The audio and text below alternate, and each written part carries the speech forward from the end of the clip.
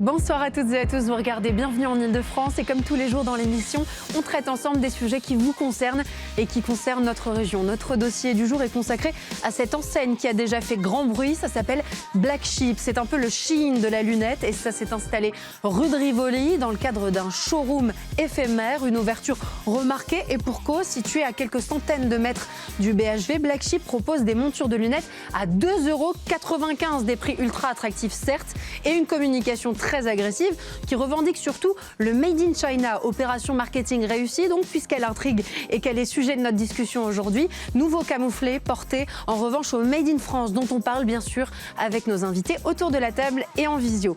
En culture, c'est Flop au musée des arts et métiers. Une exposition complètement loufoque sur les grands bides et les grands ratés sur le chemin du progrès. Ça donne des choses absolument formidables comme une crème de beauté au lithium et une voiture en forme de fusée d'une tonne quand même s'il vous plaît. On vous parle de ça tout à l'heure dans l'entretien culture. C'est tout bon enfin et c'est l'heure des bûches. Sans surprise, Laurent Saloche vous donne sa sélection ultra gourmande et toujours très pointue.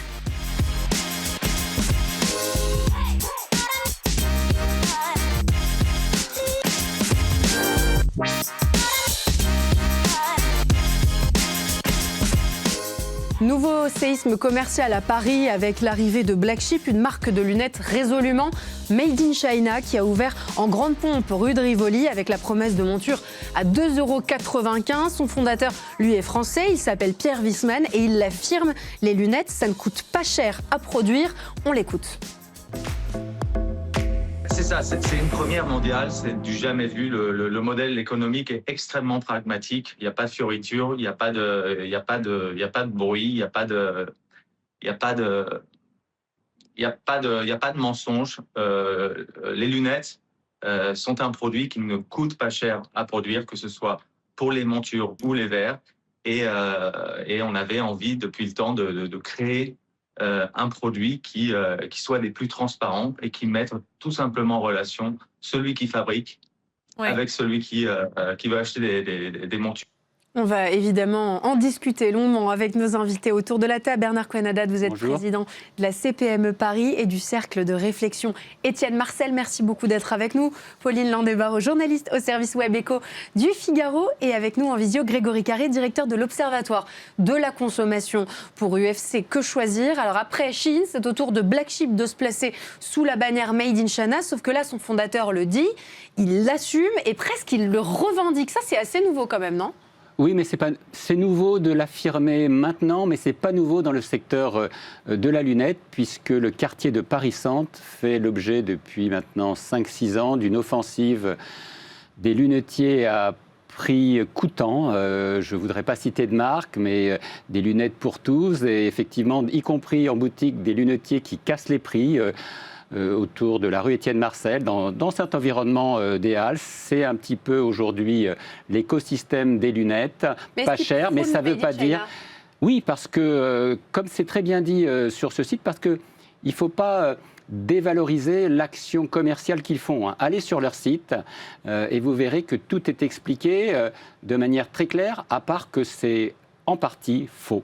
C'est-à-dire que ce sont des vraies fausses bonnes raisons de faire des lunettes pas chères. Et c'est peut-être ça dont on va parler tout à l'heure. Exactement. Cette ouverture hier, Pauline, elle a été très remarquée à quelques centaines de mètres du BHV. Il me semble d'ailleurs qu'ils étaient censés y avoir un corner. Ils ont finalement rétro-pédalé sur cette incursion au BHV. C'est la première boutique en France. Et sur la devanture, on voit ce 100% China Made, comprendre Made in China.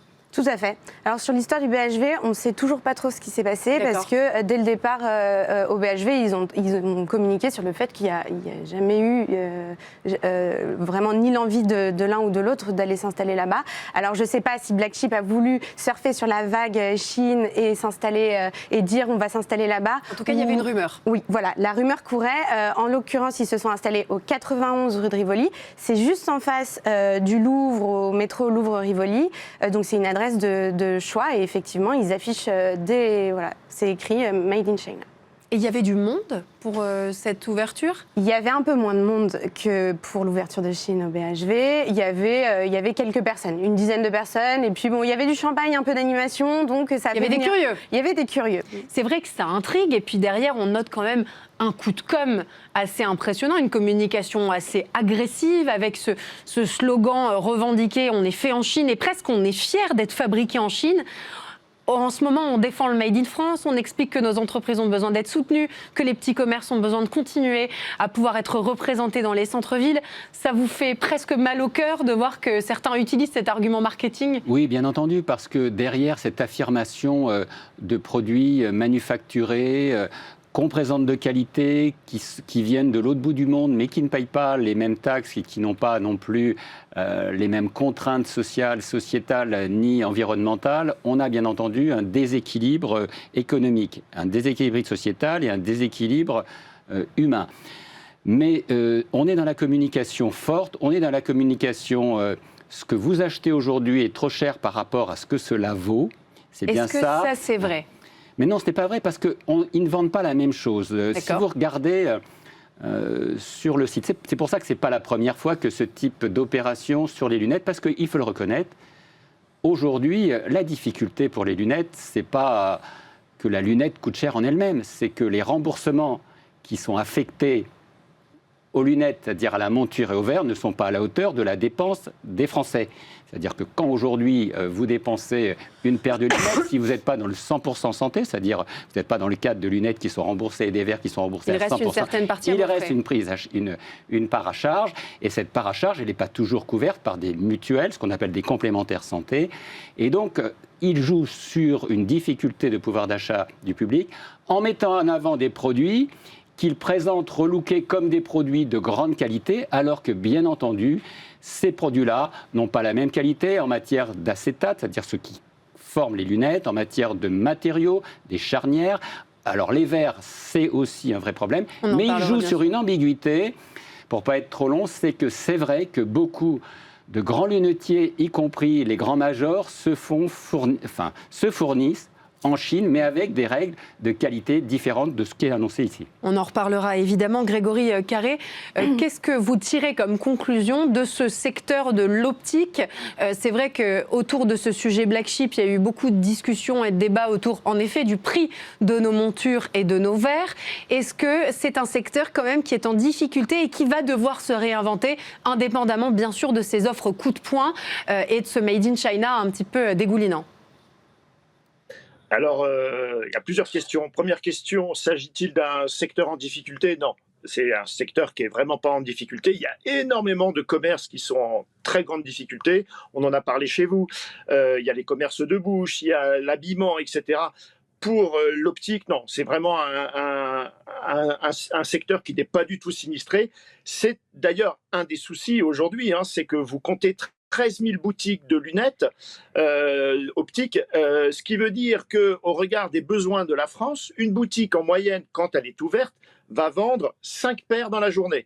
Donc ça veut dire que tout le chiffre d'affaires tous les frais de la boutique vont devoir être amortis avec seulement 5 produits. Et donc, je ne connais pas bien la solution Black Sheet. Chez Que Choisir, on ne l'a pas testée, donc on ne peut pas vous dire ce qu'elle vaut. En revanche, c'est peut-être une mauvaise réponse, mais en tout cas, c'est une bonne question. La bonne question, c'est est-ce que les lunettes coûtent cher? Oui, pour les Français, c'est très cher et c'est probablement excessivement cher. Alors, votre invité l'a expliqué, il existe une solution en France qui s'appelle le 100% santé, qui est une solution sans reste à charge. Donc, il y a possibilité de s'équiper sans que ça pèse trop sur le dépense des ménages. Alors là, j'invite quand même l'assurance maladie à se renseigner auprès des stratégies marketing de Black Sheet, parce que Black Sheet arrive à se faire connaître comme ça, du jour au lendemain, avec seulement l'ouverture de boutique, alors que le 100% santé, ça fait des années que ça a été lancé, c'était sous Macron que ça avait été lancé, et ça plafonne. Il y a seulement entre 10 et 20%, on ne connaît pas les derniers chiffres, des consommateurs qui ont recours à cette solution pour s'équiper en lunettes, sachant quand même que la problématique de fond, c'est que les gens vous disent, les lunettes, c'est très très cher. Et dernier point quand même à souligner, quand on dit qu'on parle des remboursements de mutuelles, attention, les mutuelles ne sont pas des sociétés philanthropes. C'est vous qui payez les mutuelles, c'est votre cotisation. Donc, si les gens achètent beaucoup de lunettes et que les lunettes sont bien remboursées par les mutuelles, c'est vous, dans votre cotisation, qu'allez devoir payer très très cher. Et je vous rappelle que la cotisation pour une mutuelle, c'est un organisme complémentaire, le vrai terme, hein, c'est vrai, c'est le premier poste de dépense des retraités en France aujourd'hui. Précise quand même parce que c'est important. Pour l'instant, les lunettes Black Chip ne sont pas remboursées ni par la mutuelle ni par la sécurité sociale. C'est d'ailleurs intéressant de le notifier. J'aimerais qu'on écoute François Godemont, qui est conseiller à l'Institut Montaigne pour l'Asie, parce qu'il nous montre que derrière un sujet de consommation qu'on pourrait juger de consommation quotidienne, il y a des enjeux très importants et il les soulève de manière très pertinente. On l'écoute et je vous fais réagir dans la foulée. Ça nous fera forcément réfléchir. À très court terme, l'espoir le plus concret, c'est d'avoir, au lieu des ventes, des exportations, parce que le plus grand danger, c'est qu'il se passe même des distributeurs français ou européens, ils vendent directement, et depuis la Chine, et par des plateformes, si vous voulez. C'est pas seulement Shein et Temu, c'est dans des domaines beaucoup plus importants. Au-delà, moi je dirais qu'il y a un enjeu qui est dans l'opinion aussi. Il faut qu'on arrête de poursuivre plusieurs objectifs à la fois. L'écologie, c'est bien, la réglementation, c'est bien. On est tous attachés à protéger effectivement la qualité des biens. Mais s'il y a un objectif, un intérêt économique immédiat et un intérêt d'emploi immédiat, il faut sacrifier dans certains. Ce qui est intéressant, c'est qu'on comprend qu'il y a des enjeux importants derrière, Pauline Landais-Barrot. Là, par exemple, c'est vrai que ce que revendique Black Chip, c'est l'absence totale d'intermédiaires et donc cette capacité à éviter des surcoûts. Ah oui, clairement, eux, ils nous expliquent, c'est vraiment leur com qui est vraiment axé là-dessus. La lunette ne coûte pas cher à produire, selon eux. Et même vos lunettes que vous portez tous les jours, même celles des grands couturiers où il y a les sigles qui valent très cher, selon eux, ne coûtent pas très cher. Et donc, ils arrivent à tirer les prix vers le bas, des lunettes de vue à 2,95 €, des verres simples toute option à 5 €, des verres progressifs haute définition à 25 €. Ça dit quand même quelque chose de leur capacité à tirer les prix vers le bas. Il y a forcément des perdants. Alors, j'aimerais qu'on fasse la liste des victimes potentielles. Je vais commencer par nous, avec quand même notre santé.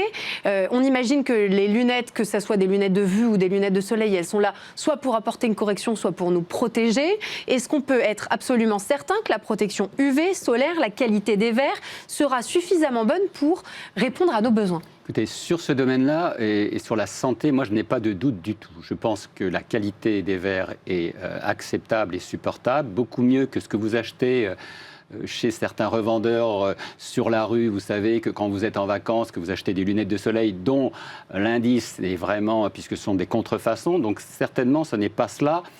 Mais quand vous achetez un verre chez un opticien aujourd'hui, il vous propose différentes catégories de qualité de verre, y compris chez le même fournisseur.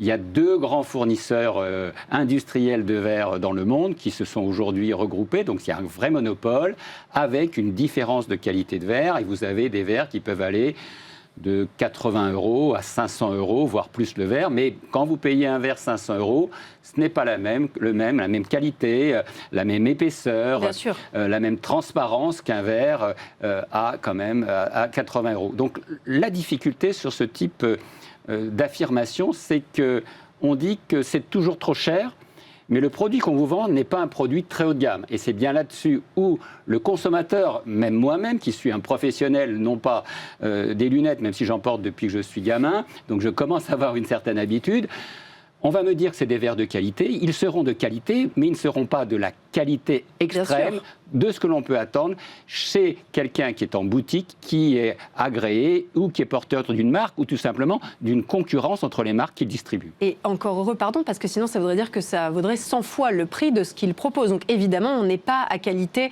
égale. Grégory Carré, sur notre santé, sur la protection du consommateur, est-ce que fondamentalement, vous l'avez dit, vous n'avez pas encore testé les lunettes Black Chip, est-ce qu'elles peuvent présenter un risque ? Alors, je leur souhaite pas, parce que là, elles perdraient leur autorisation de vente. Hein. Il s'agit d'un dispositif médical. Donc, à ce titre, il doit correspondre à il doit respecter un certain nombre de normes de sécurité, normes de santé pour les gens qui le portent, une traçabilité du produit, et la vente doit être réalisée par un professionnel habilité. Donc, il doit y avoir un opticien sur place, comme dans tous les magasins d'optique. S'ils ne respectent pas ça, il n'y a pas à tergiverser. Ils n'ont pas à continuer cette activité-là. Maintenant, ils sont extrêmement habiles, effectivement, sur leur communication, parce que vous n'êtes pas les premiers à m'interroger dessus, donc ils ont réussi quand même à bien se faire connaître, bravo à eux, et je vous dis, C'est dommage que l'assurance maladie n'ait pas fait autant de publicité pour son 100% santé qui, lui, n'arrive pas à percer. Alors que je vous rappelle, les lunettes 100% santé, c'est sans reste à charge, c'est des produits de qualité parce que négociés entre l'assurance maladie et les professionnels qui correspondent aux besoins de l'immense majorité des gens et que vous devez vous le voir proposer quand vous allez en boutique. Nous, on a réalisé des tests en visite mystère. Malheureusement, dans la moitié des cas, on ne nous en a pas parlé. Et donc, vous avez tout intérêt, surtout si vous avez un pouvoir d'achat mesuré. Ah, pardon, j'ai un retour d'un seul coup. Vous avez tout intérêt à essayer cette solution. Ce n'est peut-être pas celle qui va vous correspondre, mais si vous avez des problèmes de pouvoir d'achat, tous les opticiens de France et de Navarre, il y en a beaucoup, ils disposent de cette offre. Il y a plusieurs montures, il y a une qualité minimum satisfaisante qui a été négociée avec l'assurance maladie. Ça devrait correspondre aux besoins de la plupart des gens. Je dressais tout à l'heure le début de cette liste de victimes. On pense évidemment à la main-d'œuvre. Ça pose toujours question quand il y a un manque de visibilité sur le pays qui produit. Là, le mot d'ordre, c'est la transparence. Ils exposent même avec fierté dans leur showroom un grand écran qui montre des ouvriers chinois en plein travail. Alors, on frôle l'indécence et en même temps, Pierre Wisman dit de l'autre côté, martèle. Mais non, non. Au contraire, c'est de la transparence. Regardez, on vous montre qui travaille sur vos lunettes. C'est bizarre. Oui. C'est déroutant. Surtout qu'hier, ça ne fonctionnait pas. Donc c'était un peu gênant. C'était le jour de l'inauguration et on était tous très curieux de voir ce qui se passait dans ces usines. Et voilà, écran noir. Bon, ça, peu importe, mais ce qu'ils nous ont expliqué, et ça c'est aussi intéressant, c'est qu'en fait, là-bas, c'est des usines dernier cri. Nous, forcément, quand on pense fabriquer en Chine, on s'imagine, alors c'est horrible, mais des petits-enfants qui travaillent à la chaîne. Bien sûr. Bon, ils nous ont dit... C'est d'ailleurs ce qu'on dénonce en partie quand on pense à des productions à l'étranger. Là, c'est pas du tout le cas. Ils m'ont parlé de machines dernier cri, des machines allemandes de la marque Schneider, qui était vraiment, on m'a dit, le must du must. Ils m'ont expliqué que voilà, c'était le futur là-bas, ce qui se faisait, et qu'ils avaient grand hâte que leur écran se mette à fonctionner pour nous montrer tout ça. Voilà, ils nous parlent pas du tout de main-d'œuvre sous-payée. Bon, ils se défendent, mais évidemment. Voilà. Il reste malgré tout cet argument du dumping social. Oui, il y a dumping social. On évoquait tout à l'heure l'extrême rentabilité des boutiques de lunettes en France. C'est une réalité, comme les boutiques aussi d'audition. C'est encore des niches où il y a beaucoup de marge sur des produits qui sont de qualité et aussi des produits qui visent la santé. Donc c'est partie d'une réflexion qu'on doit avoir. Et s'il y a une percée aujourd'hui très forte de ce type d'ultra fast fashion et de dumping économique, c'est parce qu'on voit bien qu'il y a des marges à combattre dans ce domaine, même si parfois elles sont justifiées avec les loyers, avec l'emplacement, avec la qualité du service. Mais moi, ce qui m'inquiète le plus, c'est la disparition à moyen terme de notre industrie, et ça on ne l'a pas évoqué, des lunettes. Il y a encore une industrie de fabrication de lunettes made in France, moi ce que j'appelle le patriotisme économique. On a des meilleurs ouvriers de France qui sont des lunetiers, il y en a très peu, il n'y a pas beaucoup. Où sont nos usines de fabrication de lunettes ? C'est près de Romans, dans ce coin-là, près de Grenoble. On a mais c'est de la petite industrie, hein. Ce ne sont pas des grosses industries, il y a 25, 30, 40 personnes, c'est du travail sur mesure, c'est de l'affinage. Mais on n'achète pas la même chose. On n'achète pas la même chose, c'est justement des produits d'exception. Oui. C'est des produits qui sont paradoxalement relativement peu chers quand c'est fait par des artisans. Ouais. C'est-à-dire qu'une paire de lunettes sur mesure, elle peut coûter 1 000 €, ce qui est vraiment pas grand-chose quand vous avez un certain nombre d'heures qui sont passées avec des produits de qualité. Et non pas, et c'est là où je vais revenir, Victoire, des produits d'acétate ou de matériaux qui ne sont pas conformes aux mêmes exigences de durabilité, de garantie aussi sanitaire. Rappelons qu'un certain nombre de produits made in Chine vous fait grâce de ces fameux salons où on s'asseyait et dont après on avait des crises d'urticaire parce qu'effectivement, mais ça a été une réalité. C'est vrai. J'avais presque oublié. Ben oui, mais moi je ne l'ai pas oublié. Ou tout simplement des produits à destination des enfants qui sont dangereux. On voit bien que ceux-là aujourd'hui restent dans les mémoires, même si, et c'est là où ils sont extrêmement utiles, ils jouent les Édouard Leclerc du début des années 60, c'est-à-dire on fait abstraction de tous les intermédiaires. La seule différence, c'est que ce n'est pas la même chose, ce n'est pas le même produit, ce n'est pas le même service. et ce n'est pas non plus le même accompagnement dans un secteur qui est celui quand même de la santé auquel on doit faire extrêmement attention. Donc on parle incomparable finalement. J'aimerais qu'on parle de la dernière victime, quand on pense aux impacts, c'est évidemment l'impact environnemental. Vous avez évoqué la question de la durabilité. Là, il y a 20 000 paires sur le catalogue, 2500 en boutique. C'est pas possible de repartir avec les lunettes. Elles doivent être commandées sur un catalogue et livrées sous 8 à 10 jours. Ça fait un impact écologique supplémentaire puisque ça implique donc une livraison. Est-ce que derrière, on imagine que ce sont des modèles qui sont extrêmement énergivores? Oui, il n'y a aucun doute là-dessus, ne serait-ce que par la livraison, vous l'avez très bien dit, mais aussi, je pense, à la surconsommation. La plupart des gens que j'ai rencontrés à l'inauguration hier, ils ont déjà des paires de lunettes, donc certes qu'ils ont payé très cher, et ils étaient là pour un complément. Il y a une dame qui m'a dit, si je perds ma paire de lunettes, je serais contente d'avoir une paire de rechange. Et donc, ils se disent, en fait, vu le prix, pourquoi pas repartir avec? Moi, j'ai aucun problème de vue. Je me suis dit, vu le prix, bon, c'est pas possible de repartir avec, on l'a bien compris. Donc moi, l'acte d'achat sur Internet, par contre, je le ferai pas. Mais c'est vrai que s'ils pouvaient vendre directement, je pense que... un carnage. Mais évidemment, c'est sûr. C'est impressionnant ce Alors, business il y a déjà sur Paris des boutiques de fast fashion en lunettes, où vous avez les lunettes en 2 jours, voire le soir quand vous les avez commandées le matin, avec ordonnance ou sans ordonnance. Ce n'est pas le même prix si vous avez ordonnance. Il faut citer les noms parce que ce serait faire une concurrence déloyale. Donc ce système où on arrive le matin et on repart le soir avec une paire de lunettes à votre vue, sauf si c'est des progressifs, ça existe déjà. Mais la nouveauté de ce système, parce qu'il est poussé à l'extrême, c'est que tout se fait sur le web. Comment aujourd'hui sur le web, alors je n'ai pas regardé, moi qui suis un petit vieux, et des lunettes progressives, donc je peux vous dire que quand je vais changer mes verres, il y a plusieurs séances d'adaptation et de réglage. Comment fait-on aujourd'hui pour des personnes de mon type qui ont des problèmes de vue pour régler à distance, c'est-à-dire via le numérique ou via tout simplement un site web? Là-dessus, ma confiance, elle est limitée. Oui, le service est forcément beaucoup moins adapté et moins précis. Et, si je peux intervenir, c'est la raison pour laquelle ils ont ouvert ce pop-up, justement, parce que je pense qu'ils ont une limite assez évidente pour l'achat de lunettes sur Internet. Et là, ils nous ont vendu que durant toute la durée du pop-up, il y aurait la présence d'un opticien. Il y a une machine qui peut tester votre vue. Pareil, on m'a vendu une machine dernier cri et qu'ils étaient capables de faire des verres progressifs, même pour des personnes qui avaient des gros problèmes de vue. D'où la nécessité d'avoir en effet un showroom en physique pour rassurer aussi ces consommateurs qui peuvent vite voir la limite du web. Je rejoins Grégory Carré, et tant qu'on n'aura pas finalement fait un vrai test de qualité sur ces lunettes... Difficile de savoir ce que ça vaut. Alors ce qui est assez fou, c'est qu'au même titre que Frédéric Merlin, Pierre Wiesmann se veut un peu en lanceur d'alerte. Il a dit qu'il fallait épingler finalement un milieu qui manquait de transparence, aller chercher ce qui ne fonctionnait pas aujourd'hui dans le marché de l'optique. On l'écoute et je vous fais réagir en plateau. Je ne cherche pas à me faire des amis, mais je cherche à rétablir la vérité sur un marché qui manque énormément de transparence. Et je trouve qu'en 2025, il est quand même surprenant d'acheter un morceau de plastique en moyenne 450 €. Et ayant 20 années dans l'industrie de l'optique, donc je suis fabricant à la base,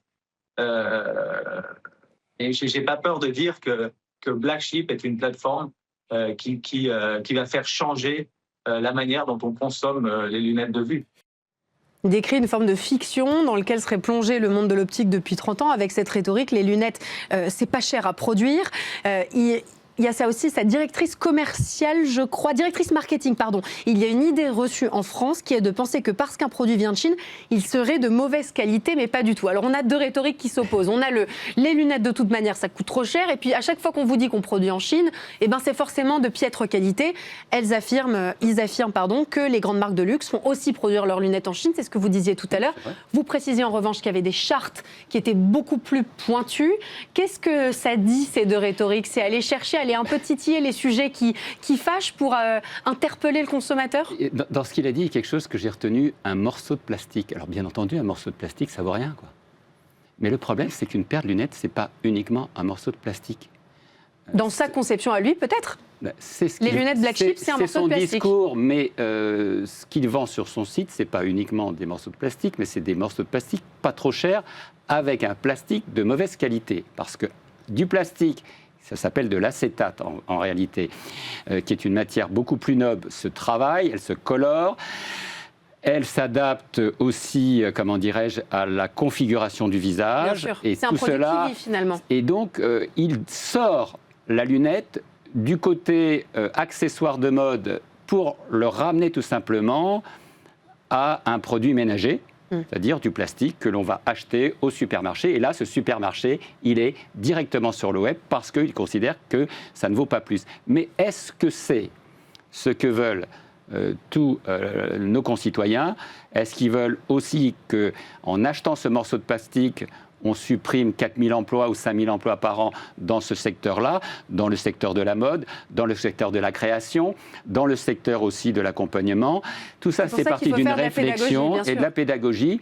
Maintenant, il faut voir ce qu'on veut. Si on veut se mettre un morceau de plastique avec 2 morceaux de plastique transparents accrochés avec des agrafes, j'exagère, sur le visage, c'est tout à fait possible. Et ça coûtera 2,95 €. Ça coûtera beaucoup moins cher. Mais ceci étant, il faut quand même le reconnaître, excusez-moi, parce que avant de venir, j'ai quand même regardé leur site. C'est très bien fait. Les modèles sont l'interface est plutôt de mode. Ça va de 6 € à 25 €. Mais on est dans du dumping. Et puis surtout, on est dans tout ce qui va au rebours d'une action que l'on monte depuis un certain nombre d'années, la durabilité, l'économie circulaire, l'économie des territoires, et puis ces produits de Chine qui nous inondent à moins de 150 € et qui ne correspondent pas à une égalité de charge, une égalité sociale, une égalité environnementale. Vous avez raison évidemment de rappeler ce contexte qui est très important et qui nourrit notre réflexion aujourd'hui. Pauline Landé-Barrot, j'aimerais vous faire réagir sur les propos de Frédéric Merlin. Je vais vous les citer pour gagner un peu de temps. Nous sommes exactement dans la démonstration de la complète déconnexion de l'appareil politique de ce qu'est la réalité et la volonté des Français. Il y a un peu cette idée de dire, mais attendez, mais nous on est capable de proposer des produits aux Français qui sont pas chers. C'est vous, les politiques, qui refusez d'accepter que c'est un modèle qui existe et qui est concurrent à celui qu'on connaît. Il y a une forme de rhétorique similaire entre ces deux hommes et ces deux volontés. C'est un coup dur quand même qui est porté au Made in France. Complètement. Après, je pense que d'une certaine façon, il n'a pas totalement tort. J'imagine qu'il y a un certain pourcentage de la population pour qui, en fait, le fabriquer en Chine, ce n'est pas du tout dérangeant. Et si c'est moins cher et que ça leur permet d'avoir plus de pouvoir d'achat sur autre chose, eh ben, en vrai, ils vont y foncer. Enfin, c'est avant tout une question de pouvoir d'achat. Je pense que derrière, là, j'ai rencontré une femme hier qui m'a dit qu'elle avait payé sa paire 917 €. Alors oui, elle a des gros problèmes de vue et elle avait des verres progressifs. Elle a eu une paire à 1 € offerte en plus, mais ça devient un produit de luxe, 900 et quelques euros. Mais voilà, c'est très très cher, quoi. Donc je comprends que certaines personnes, comme toutes les personnes qui allaient d'ailleurs chez Chine dès le premier jour, nous ont expliqué qu'ils n'avaient aucun problème avec le fabriqué en Chine. On suivra évidemment ce dossier. Je vous donne le mot de la fin. Rappelons qu'il y a ce 100% santé. C'est quelque chose qui est extrêmement important aujourd'hui, à concurrence d'un budget de autour de 200-300 €. L'État paye 100% la monture, 100% les verres, avec des verres de qualité chez votre opticien de proximité. Faisons la promotion de ces dispositifs et tout le monde vous avez raison. seront contents, et y compris le budget de la sécurité sociale. Merci beaucoup à tous les deux en plateau de nous avoir aidés à mieux décrypter ce phénomène Black Sheep qui prône le Made in China, alors même que vous l'avez dit, on est en pleine campagne pour soutenir le Made in France. Merci beaucoup à tous les deux et on passe tout de suite à l'entretien culture.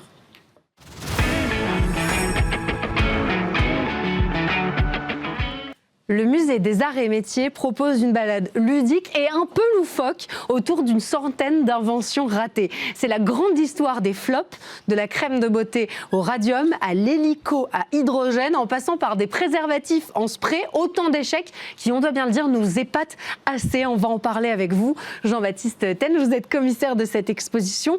Avant tout, un élément de définition. C'est quoi un flop? Est-ce que c'est un bide? Est-ce que c'est un échec? Est-ce que c'est une opportunité de succès? Qu'est-ce que c'est ?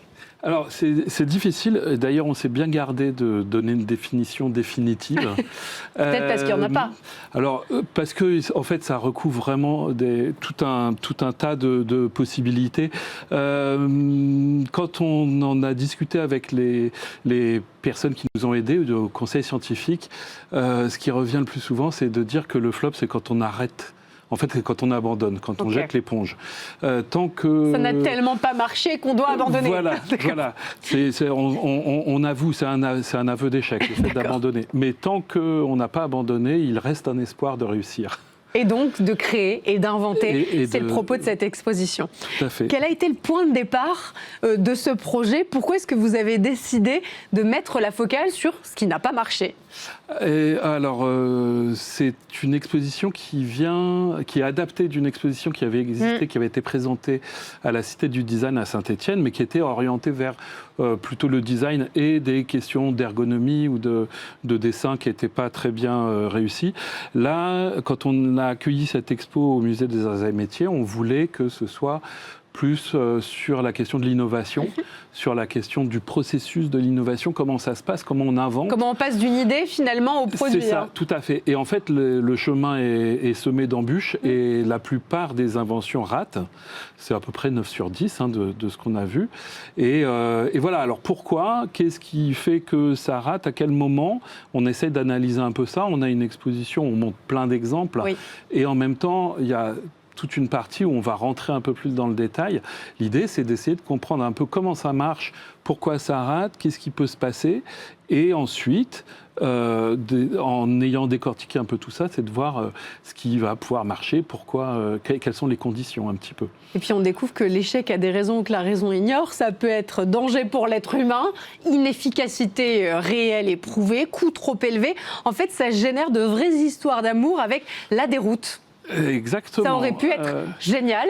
Et puis, à l'épreuve des faits, ça gratte, ça fait mal, ça ne fonctionne pas, c'est trop lourd. Voilà, alors quand on tue les gens qui en destinent les projets, ça, c'est pas une bonne idée. Ça, c'est forcément une mauvaise idée. C'est forcément une mauvaise idée.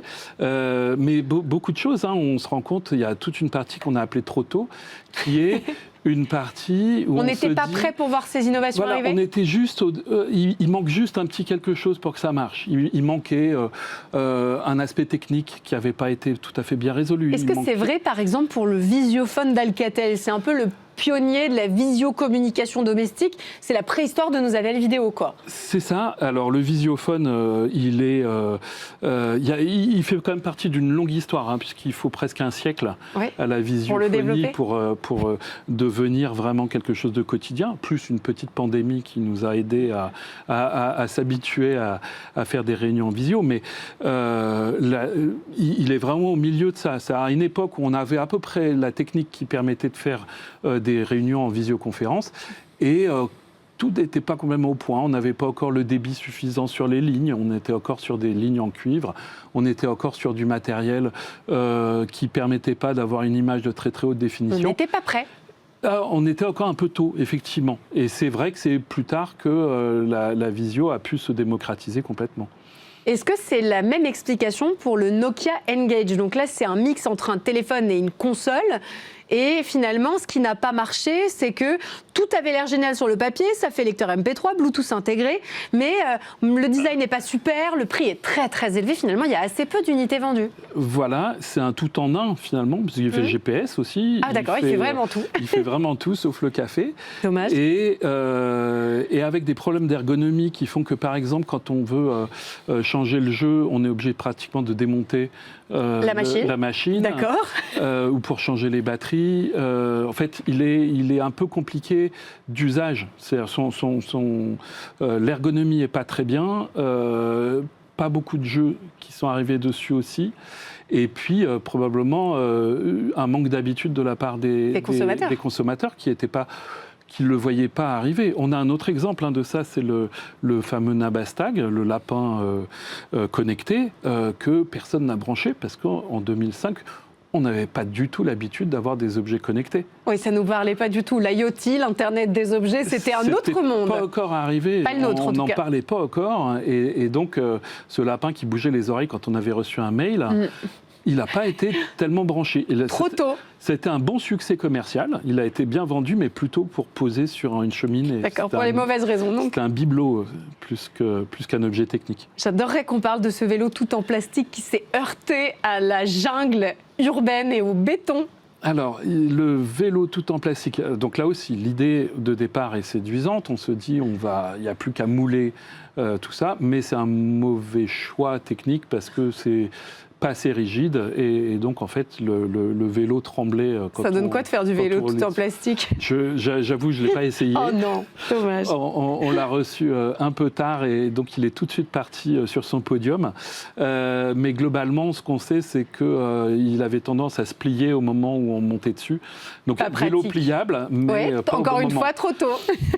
J'aimerais qu'on parle aussi de cette fusée, ce véhicule rétro-futuriste, la Jamais Contente. C'est exceptionnel, qui pèse 1 tonne avec des batteries au plomb. C'est ça, tout à fait. Alors, c'est le premier véhicule, c'est la première automobile qui dépasse les 100 à l'heure. Ok. Aucune autre machine n'avait réussi à aller aussi vite, donc c'est un record. Voiture électrique, avec les batteries Fullman dessus qui permettent de donner la puissance nécessaire. Donc, à une époque où il y a encore les voitures, on ne sait pas encore trop si on va avoir plutôt le thermique ou plutôt la voiture électrique. Okay. Maintenant, elle a été tractée par des chevaux pour arriver jusqu'au circuit sur lequel elle a battu son record de vitesse, parce qu'elle n'avait pas assez d'autonomie pour y aller par ses propres moyens. J'aimerais qu'on dise un truc de ce jeu. Donald Trump. I'm back and you're fired. Trump's the game. Alors là, pour moi, c'est fin un flop. Pour une simple et bonne raison. Oui, c'est nul. C'est très mauvais. C'est de mauvais goût. C'est super chiant. Mais ça a quand même amené Donald Trump à la tête de la première puissance mondiale. Alors, est-ce que c'est ce jeu-là qui l'a amené? Pas vraiment. Je faisais preuve de beaucoup de mauvaise foi. Voilà. Bon, il s'est un peu vendu. Je crois qu'il y a 800 000 exemplaires qui ont été écoulés. Pourquoi c'est un flop, ça, alors? Alors, moi, ce qui me paraît le plus, la plus grosse erreur dans ce jeu, c'est de dire que ce jeu va nous apprendre à devenir millionnaire, alors que dans la règle du jeu, tout passe par le hasard. Donc, si la leçon, c'est qu'il faut avoir un bon jet de dés pour devenir millionnaire, c'est pas forcément ce que même Trump a tendance à vouloir. Et donc, c'est mensonger. En tout cas, c'est pas vraiment un mode d'emploi, oui, tout à fait. J'ai noté les Lazen Colgate qui m'ont gentiment donné envie de vomir, alors que là, on est clairement juste dans le blocage psychologique. Ça nous fait évidemment penser à d'autres cas d'école du marketing raté, avec ce Pepsi transparent ou le vin vendu en briques de carton. Là, juste, on voit la brique et on se dit, c'est pas possible. En France, en tout cas. En France, c'est pas possible. En France, on ne s'imagine absolument pas venir à un dîner avec des amis et rapporter un tétrapack de vin, même si... Encore moins des Lazen Colgate. Alors, les Lazen Colgate, on a l'impression que ça va... On dirait que c'est un faux truc. On a vraiment l'impression, et ça, c'est l'association Colgate, tout le monde sait, c'est du dentifrice. On croit qu'elles vont avoir goût de dentifrice. C'était probablement pas le cas. J'espère pas. Mais c'est une tentative de diversification en se disant, on va aussi s'occuper d'autres verticales. De mettre autre chose que du dentifrice, mais ça marche pas parce que là, ils n'ont pas cherché à différencier. Donc ça, c'est une petite leçon de marketing, c'est que quand on est très identifié pour quelque chose, c'est difficile d'en sortir et de proposer autre chose. Dernier exemple, et après on parlera de ce que ça dit de nous, ces innovations. On s'arrête sur les propriétés exceptionnelles du radium pour une crème beauté et une eau revitalisante. Alors là, la radioactivité comme outil de santé, de beauté et de bien-être, il fallait aller le chercher. Oui, c'est la mode. C'est la mode. C'est Marie Curie qui découvre le radium et quelques années plus tard, c'est devenu le sujet dont tout le monde parle. Et voilà. Et comme il y a des premières expériences de santé, mais de la radiothérapie ou plutôt les images radio qui sont comme ça, on se dit c'est bon, et on en fait de la poudre, on fait la petite fontaine dans laquelle on met un peu de radium pour se servir un verre d'eau irradié tous les matins. C'est génial. Ça a été interdit quand on s'est rendu compte que la radioactivité n'était pas bonne pour la santé. Voire dangereuse. Et ils avaient été chercher un médecin qui s'appelait également Curie, qui faisait pas partie de la famille, mais pour signer la formule, selon la formule du docteur Alfred Curie, c'est écrit partout. Et on est complètement dans cette idée de surfer sur une mode et de proposer comme ça des choses qui étaient un peu irresponsables quand même. Qu'est-ce que nous disent ces innovations, que les ratés révèlent les secrets aussi du progrès, que derrière ces ratés, ces flops, il y a plein de bonnes idées?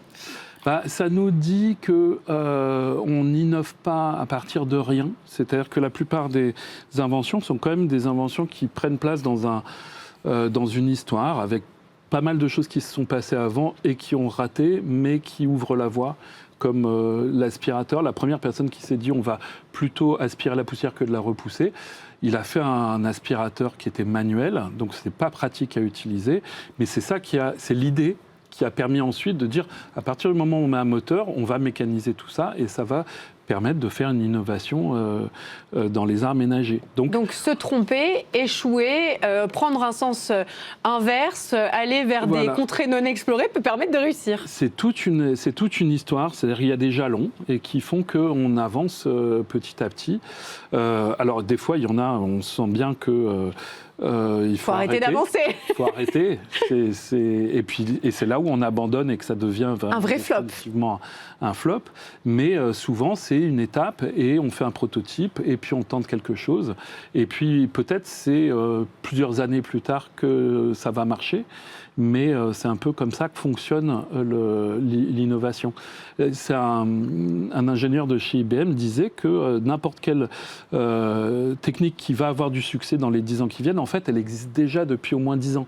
Ça fait 10 ans que des chercheurs sont en train de plancher dessus et réfléchissent. Et puis alors, il y a les premiers... Ça, c'est la magie du génie humain, qu'il y ait des personnes qui soient suffisamment visionnaires pour déjà travailler depuis 10 ans sur ce qui sera peut-être quelque chose qu'on utilisera tous les jours demain. Et alors, on aura quelques usagers qui adorent la nouveauté, qui vont se jeter dessus, mais et d'autres qui vont dire c'est un flop. Et puis d'autres qui vont attendre que la technologie soit mûre. Et avant que le grand public adopte quelque chose, il se passe 20, 30 ans.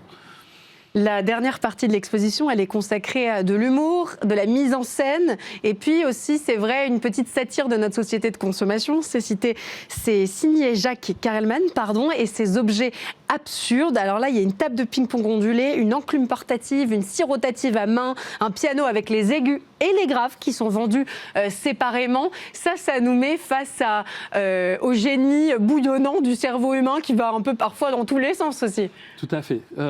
Carelman, c'est un peintre qui s'intéresse à l'absurde et qui a fait un livre qui s'appelle Le catalogue des objets introuvables. Parodie du catalogue Manu France, là, celui qu'on trouvait tous et qu'on a dans les greniers de maisons comme ça, en inventant à chaque fois des objets qui sont très loufoques. Nous, on s'est dit, mais c'est formidable parce que c'est une leçon de choses, ces objets, on les voit et on comprend parce qu'ils sont un peu caricaturaux, parce que c'est le regard de l'artiste qui porte comme ça, qui essaye de faire la chose la plus absurde possible. Et donc on le comprend tout de suite. Mais là, c'est des objets d'art, on est d'accord ? Complètement, oui. Ce ne sont pas des objets qui sont faits pour exister réellement. C'est vraiment après, jouer sur une table poétique. De ping-pong ondulée, c'est un sacré challenge quand même. À Noël en famille. Non, ça ne marche pas. Ça ne marche pas, vous avez essayé. On vous conseille vivement d'aller découvrir cette exposition géniale. Ça s'appelle Flop, c'est au Musée des Arts et Métiers. Et c'est génial d'y emmener des enfants parce qu'ils peuvent devenir demain de futurs génies et des inventeurs qui parfois peut-être passeront par des flops, mais c'est ce qu'on a révélé dans cette discussion. C'est une manière finalement de réussir, de créer, d'innover. Merci beaucoup d'être venu nous en parler. Beaucoup. On était ravis de vous recevoir. On passe tout de suite à C'est tout bon.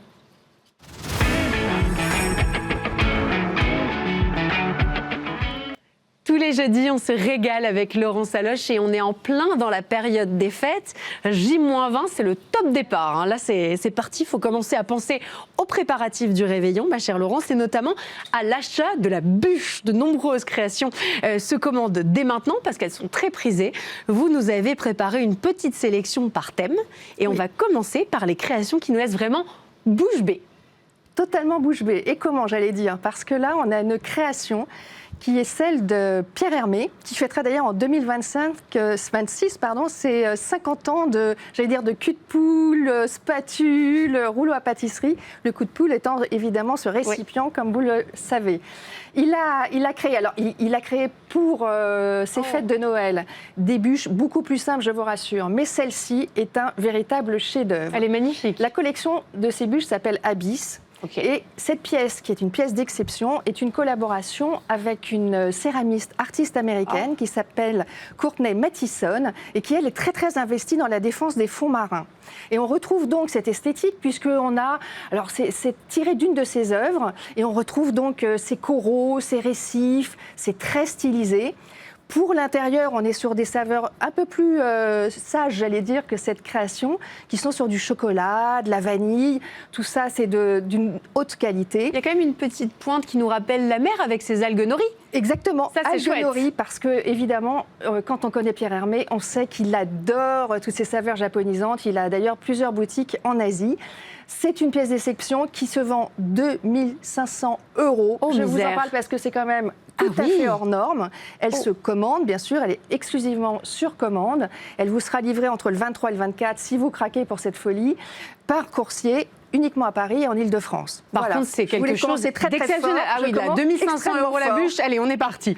Autre style, mais elle est également assez impressionnante, c'est le train des merveilles. Là, on est chez la maison Le Nôtre. Oh, c'est joli. Oui, la maison Le Nôtre, je vous avais parlé du calendrier qui était sur la même thématique. Et alors, le calendrier, c'était ce train comme ça qui est dans un paysage enneigé.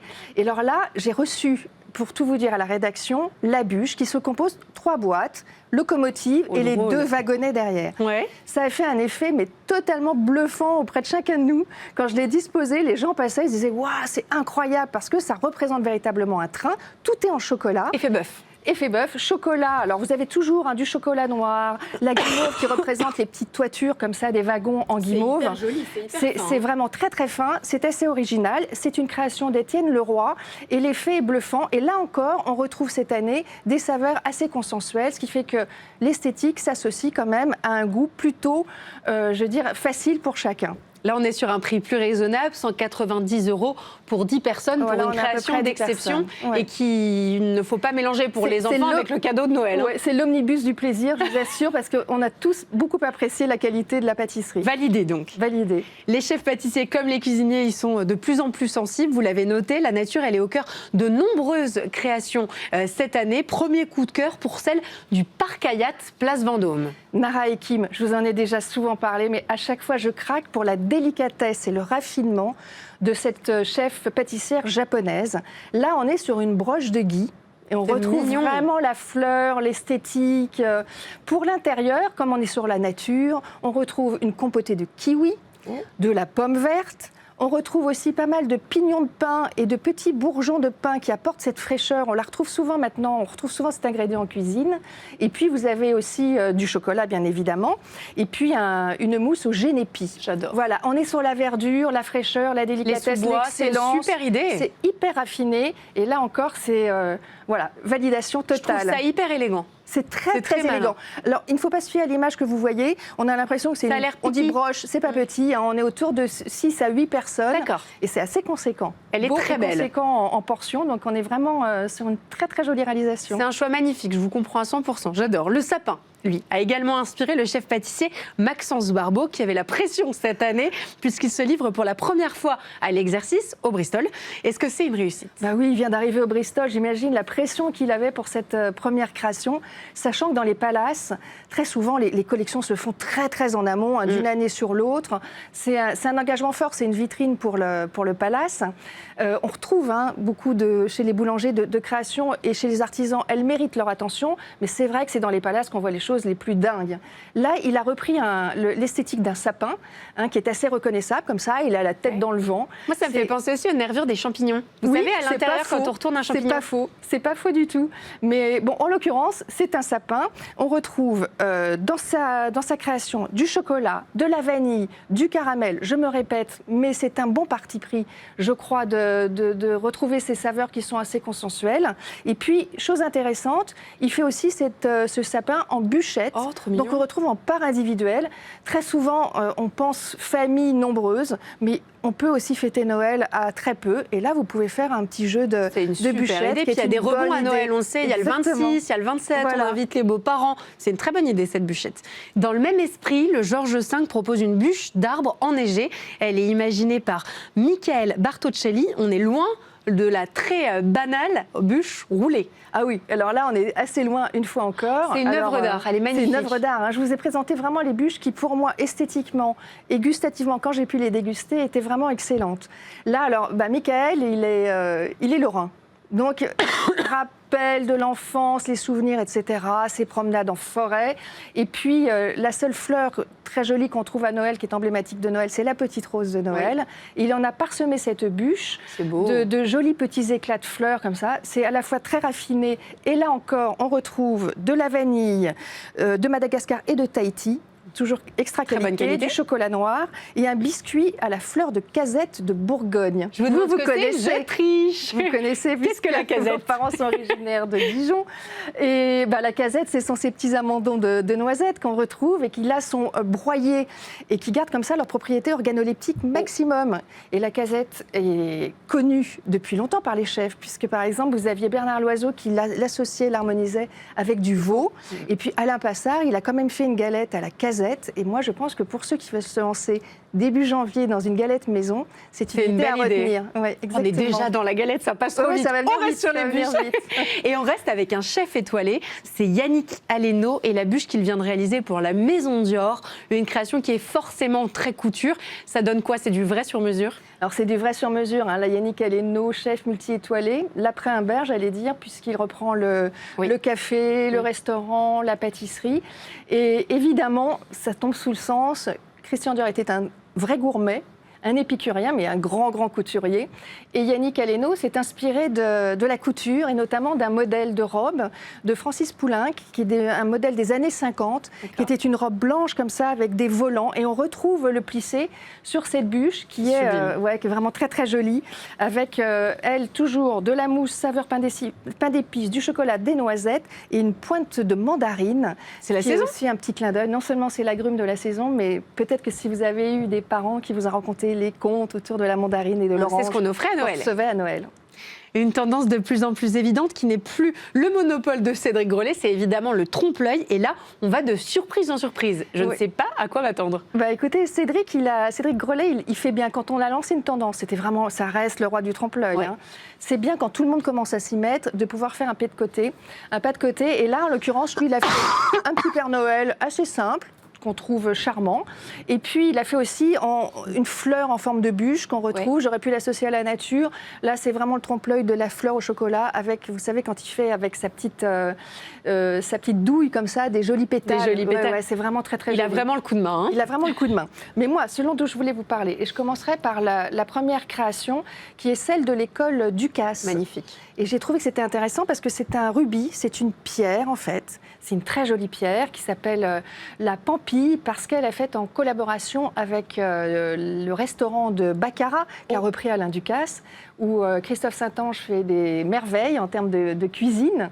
Je voulais vous parler de cette... Elle n'est pas extrêmement impressionnante quand on la voit, c'est pas la plus époustouflante, mais j'ai trouvé très généreux que Alain Ducasse fasse participer ses écoles et ses étudiants, puisqu'il a créé son réseau d'écoles en 1999, il y en a en Thaïlande, aux Philippines, en Inde, et ça je trouve que c'est vraiment chouette. Je sais qu'il est très sensible parce qu'il partage son savoir-faire.